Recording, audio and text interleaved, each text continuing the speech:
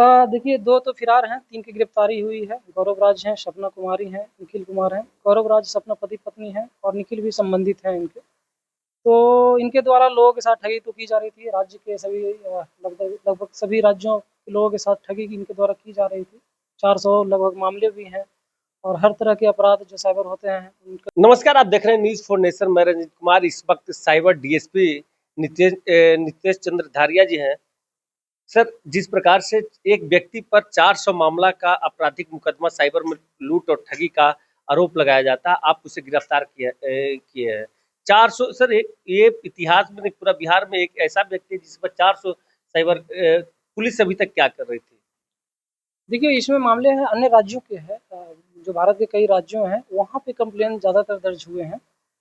तो ये कंप्लेन जो होता है, जैसे किसी व्यक्ति के साथ फ्रॉड होता है तो आप एनसीआरपी पे कंप्लेन करते हैं या फिर 1930 पे कंप्लेन करते हैं, वो कंप्लेन है और भारत के कई राज्यों से यहाँ बैठ करके कर रहे थे। हमें चूँकि अन्य राज्यों के ये कंप्लेनेंट हैं, वहाँ की पुलिस इस पे काम कर रही होगी, लेकिन हम लोगों के पास जब सूचनाएँ प्राप्त हो रही थी, जब हम लोग कुछ संदिग्ध मोबाइल नंबरों का हमारे जो ये सीसीएसयू हैं, उनके द्वारा किया जा रहा था, तो इस पे सारे डिटेल निकला है और इसी आधार पे इन पे कार्रवाई की गई है। सर, 5 लोग का नामजद है, 2 लोग की पति पत्नी की गिरफ्तारी हुई है। पत्नी का नाम सपना। क्या लोग को दिन में भी सपना दिखा के लूटने का काम क्या करते थे? देखिए 2 तो फ़िरार हैं, 3 की गिरफ्तारी हुई है। गौरव राज हैं, सपना कुमारी हैं, निखिल कुमार हैं। गौरव राज, सपना पति-पत्नी हैं और निखिल भी संबंधित हैं इनके। तो इनके द्वारा लोगों के साथ ठगी तो की जा रही थी। राज्य के सभी लगभग लगभग सभी राज्यों के लोगों के साथ ठगी की इनके द्वारा की जा रही थी। 400 लगभग मामले भी हैं और हर तरह के अपराध जो साइबर होते हैं, उनके लोगों के द्वारा किया जा रहा था। तो अपराध इनके द्वारा संगठित होकर के किया जा रहा था। क्या इसमें और भी लोग शामिल होने के आशंका है क्या? देखिए 2 तो फ़िलहाल हैं और भी जब अनुसंधान होगा, वो जब 2 पकड़े जाते हैं तो उनके साथ और कौन लोग थे, उसके बाद ही बताया जा जब सकता है। इनको सर पकड़ा गया उस समय कितना कैश बरामद हुआ, कितना मोबाइल बरामद हुआ, क्या क्या चीज बरामदगी हुई है? बरामदगी में मोबाइल 3 था, आधार कार्ड 2 था, एटीएम 3 था, सिम कार्ड 5 था, लैपटॉप 1 था। इन्हीं मोबाइल नंबरों और सिम का जाँच किया गया है तो इन पे इतने सारे कंप्लेंट मिले हैं। तो सर, लगातार जो छापेमारी है, क्या इनकी जो संपत्ति क्या है, कितना संपत्ति इन सारे चीजों से बनाए हैं? बिल्कुल ये इस पे काम हम लोग करेंगे, क्योंकि जो भी पकड़ाए हैं, जेल गए हैं, ये कोई सर्विस या कोई बिज़नेस नहीं करते हैं और बिना सर्विस, बिना बिज़नेस के अगर अपराध के पैसे से इनके द्वारा संपत्ति अर्जन किया गया है, तो उस पे हम लोग जो भारतीय नागरिक सुरक्षा संहिता के तहत जो प्रावधान है, उसके तहत हम लोग कार्रवाई करेंगे। क्या इनकी संपत्ति भी जांच करने के बाद सरकारी खजाने में भरा जाएगा, या जो जितने 400 जो कंप्लेने हैं, कहाँ कहाँ के कंप्लेने हैं और इनके पहले भी किसी कांड में संलिप्तता रही है या नहीं? हाँ, देखिए जो 2 फ़िरार हैं, वो तो हमारे पटना साइबर थाने से पिछले वर्ष 2 अलग-अलग कांडों में यहाँ से माननीय न्यायालय में भेजा गया था, जहाँ से उनको जेल भेजा गया था।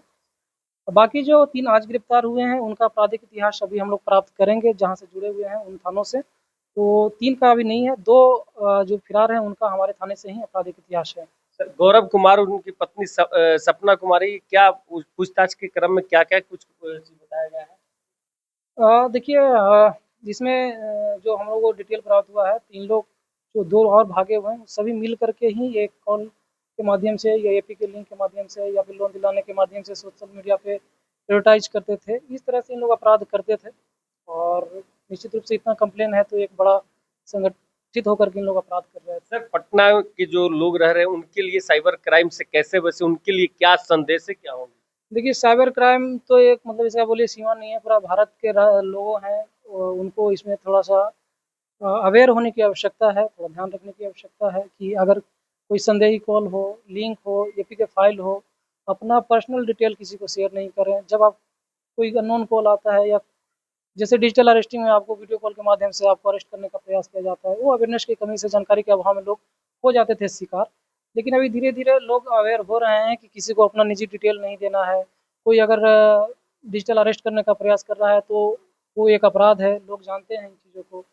तो लोग अपना निजी डाटा नहीं करें, कोई संदिग्ध अगर लिंक है, कोई एपीके फाइल है तो बिल्कुल भी अपने मोबाइल में डाउनलोड उसको नहीं करें।